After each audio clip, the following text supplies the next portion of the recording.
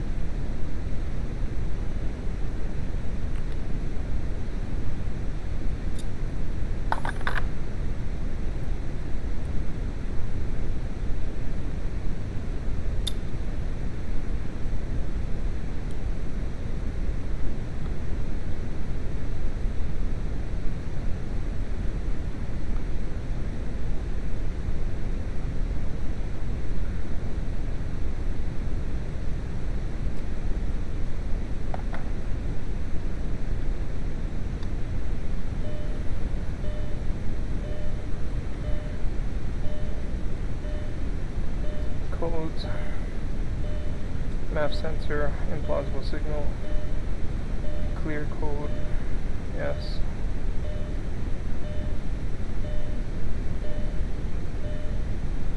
Data menu.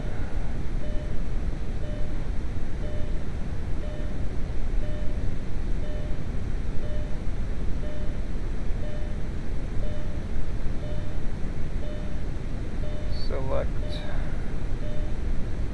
engine RPM, mass airflow. 0 right now, I'm just going to start it.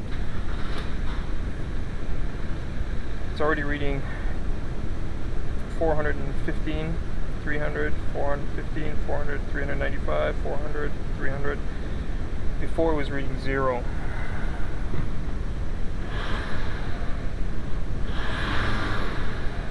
$510. And the Vantage,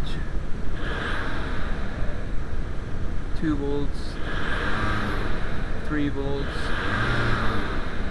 3.5.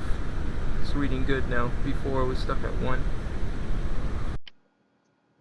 Okay, here's the data log after the replacement, and you can see here the same type of glitch here for that temperature sensor, but again, we're not going to worry about this one right now. It's not the cause of the problem, or like I should say wasn't the cause of the problem.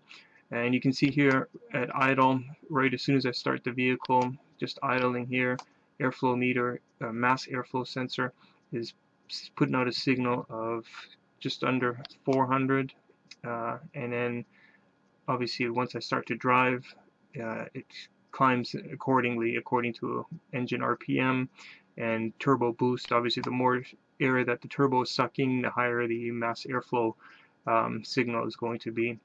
And because of the mass airflow sensor being more active now as well, or more accurate, more fuel is injected, more heat and more boost is able to build. You can see here I got a spike of up to 2356 Granted, I probably didn't push it as much in the last waveform. I'm going to have to double check, or in the last data capture. But still, it makes sense. More fuel, more heat, more boost. And yeah, so this was the problem, mass airflow sensor. I didn't try cleaning this one. I've never had any luck with cleaning MAF sensors. So I replaced it.